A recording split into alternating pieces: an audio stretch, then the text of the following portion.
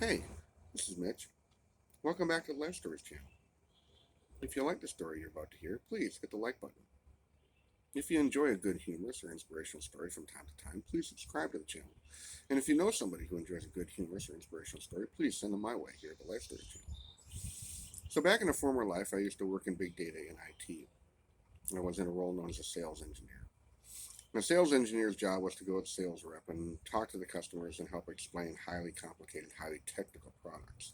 And in my case, the product was real property public record data. It doesn't get a lot more complicated than that. 3,144 different data sources, 160 million assessor records, 400 million recorder transactions, 600 different data elements. There's a lot to digest there. And when you're spending $150,000 a year for a 5-year data contract, you want access to someone who spends their days immersed in the data when technical issues arise or questions on how to use the data come up. And that was what I did.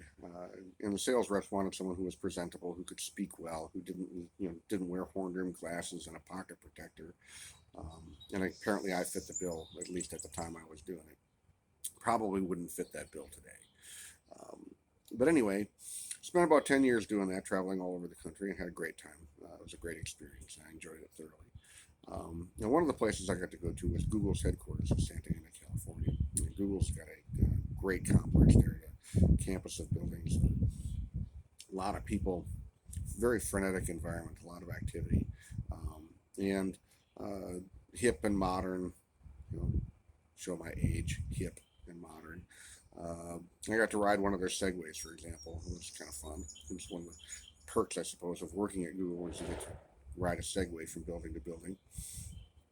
But as we sat there and waited for the meeting to start, there was a big television screen on the wall. And this television screen was just lines of text, no pictures or anything, just lines of text. And the lines of text were, of course, searches that were being conducted by people who were looking for things through Google's search engine.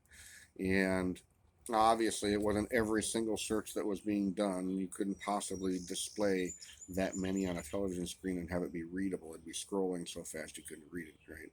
So obviously, it was an nth select or whatever of various queries that were being done against the database. And it was very interesting to look at some of the questions that people were asking. Things basically, how many gallons of water are in the ocean, to much more highly complicated topics, things I couldn't even begin to describe here.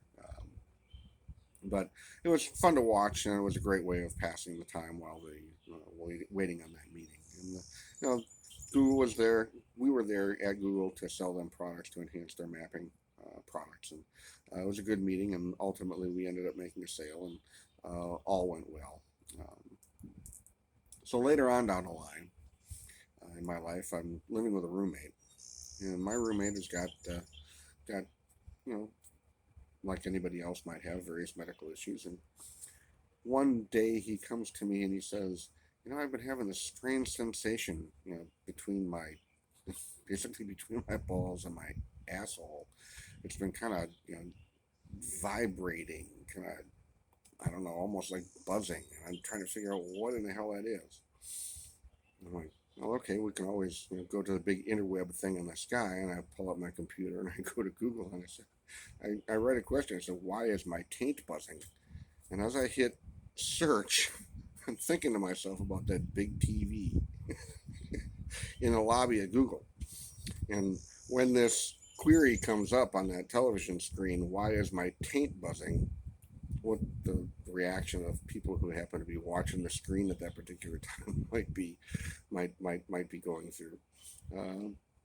And that put me in mind of a different thing. If they're actually going out and just doing an nth select to populate that television screen, is it possible in an organized fashion maybe to get back at Google a little bit?